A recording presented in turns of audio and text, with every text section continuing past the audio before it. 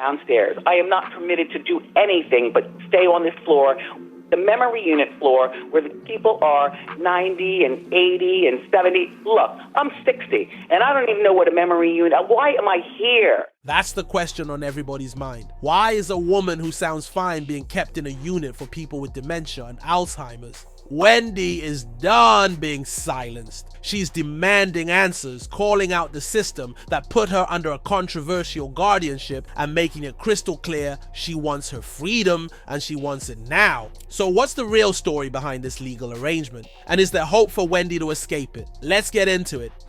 Please be here. I'll be here. I miss my family.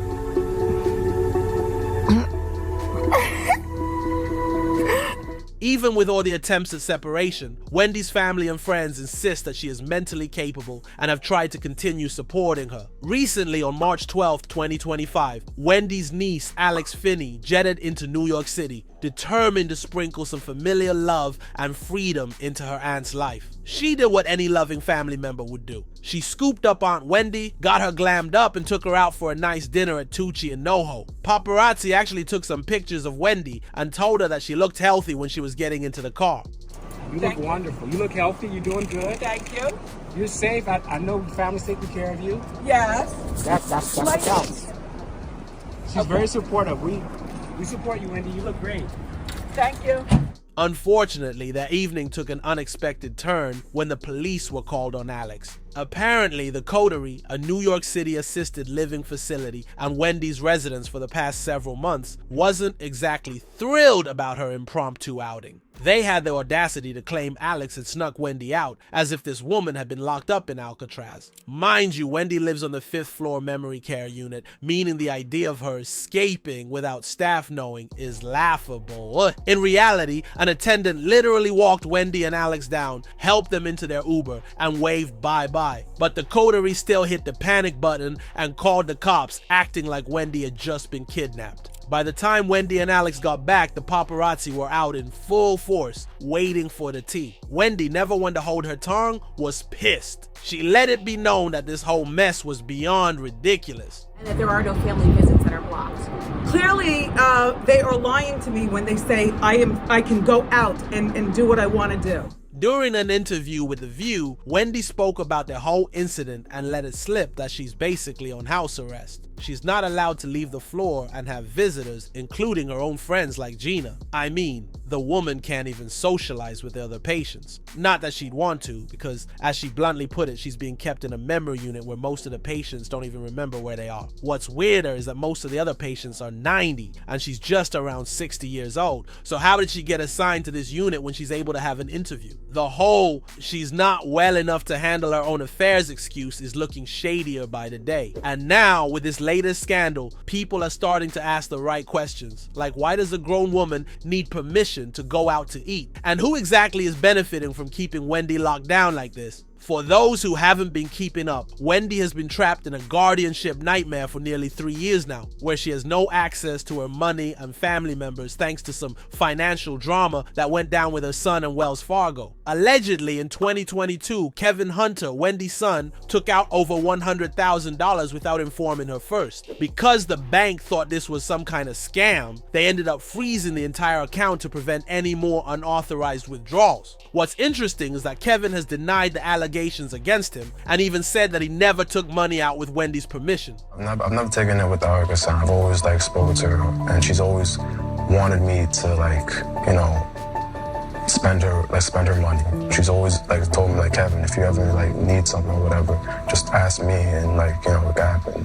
And she would always communicate. We don't know what the truth is, but unfortunately, this whole drama led to the start of the conservatorship. Wendy Williams initially agreed to a court-appointed guardianship in 2022 to protect her finances, but what she didn't know was that it would be a nightmare. Medical evaluations diagnosed Wendy with frontotemporal dementia and aphasia, which can mess with cognitive function and speech. Then came the court-appointed guardian, Sabrina Morrissey, who basically became the boss of Wendy's personal and financial life. Sabrina even claimed that Wendy was permanently incapacitated a few months ago, and the entire world was grieving for Wendy. Heartbreaking news today about former talk show host Wendy Williams. New court documents filed by her legal guardian say she is now permanently incapacitated by her ongoing health battles. What's extra suspicious? The fact that Wendy's been making public appearances, speaking clearly, and even advocating for herself. Last time we checked, dementia doesn't work in reverse. So why does she sound sharper than ever while still being locked in this legal chokehold? Wendy has described her living situation as a luxury prison, feeling confined and restricted under her court-appointed guardianship. Hey Wendy, how you doing?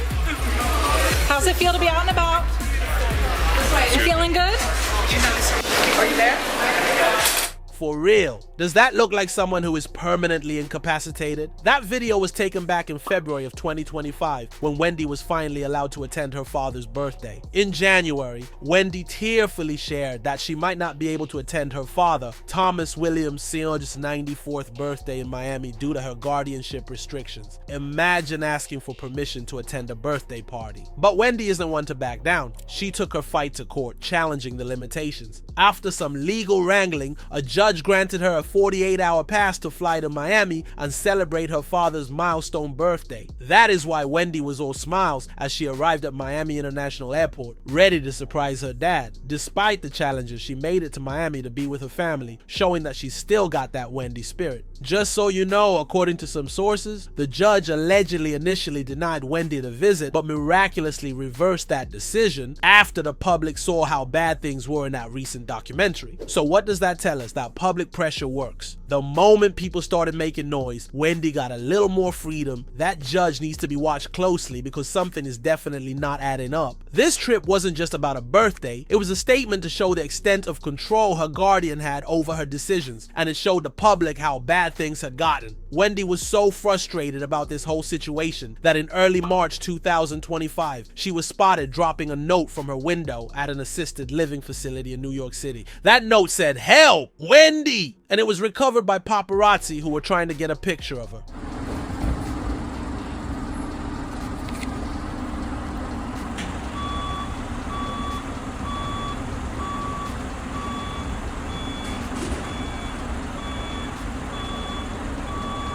In no time, Wendy was whisked away to the hospital by the NYPD and emergency responders for a psychiatric evaluation. And guess what? She aced it. 10 questions, 10 correct answers. Because contrary to what they're trying to push, sis still has her wits about her. It was after this evaluation that her niece Alex took her out to celebrate, and you already know the rest of what happened. Now, according to Wendy herself, her #1 priority is breaking free from this guardianship mess. Remember that Wendy claims she hasn't seen a dementia specialist in more than a year and a half. So how exactly did they decide she's permanently incapacitated? Make it make sense. Meanwhile, her guardian is out here spinning a whole different story, claiming Wendy is getting top tier treatment. Oh yes, there's allegedly a spa, a gym, fine dining, even outdoor terraces. Yes.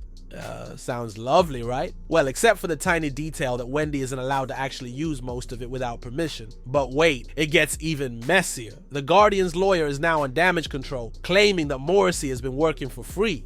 Yes, you heard that right. Free since 2022, aside from one measly payment of under $30,000. Now, let's all take a moment to process this. You're telling me that a professional guardian who is supposedly managing over 20 cases is just out here doing charity work? Since when did being a court-appointed guardian turn into a volunteer gig? Somebody's bank statements need to be subpoenaed ASAP, because that math is not mathing. Besides, Gina, Wendy's friend, feels like Sabrina does not do her job as a guardian and has put Wendy at harm. The guardian, in my opinion, put Wendy at harm. She was not the one that put the checks and balances to ensure that Wendy was safe during this Lifetime documentary. It's looking like Sabrina Morrissey might have some serious explaining to do. Not only is Wendy allegedly being financially starved under this conservatorship, but now Adult Protective Services, APS, is officially involved, investigating claims of elder abuse. And honestly, it's about time. time.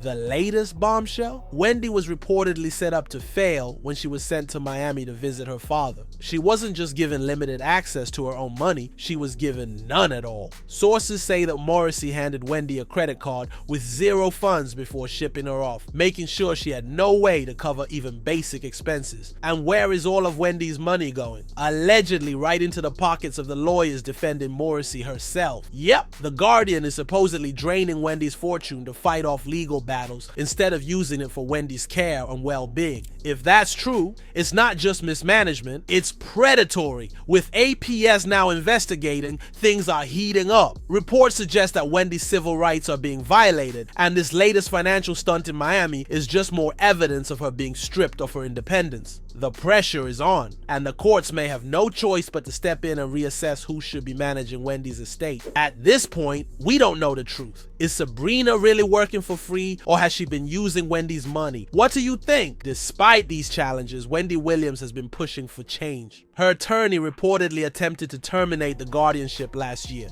but the request was denied. However, Sabrina's lawyer confirmed that she is free to try again. At this point, it's clear Wendy is fighting back, and honestly, we need to be rallying behind her. If she's not being evaluated properly, if she's been denied basic freedoms, and if her guardian is out here making questionable claims about working for free, then somebody needs to step in and do a real investigation. If we've learned anything from past conservatorship cases, it's that these things are rarely as protective as they claim to be. So, what do y'all think? Is Wendy trapped in a system designed to keep her controlled, or is there more to the story? And seriously, do you believe that Guardian is out here working pro bono, or does that sound fishy? Drop your thoughts in the comments, and as always, stay tuned for more tea.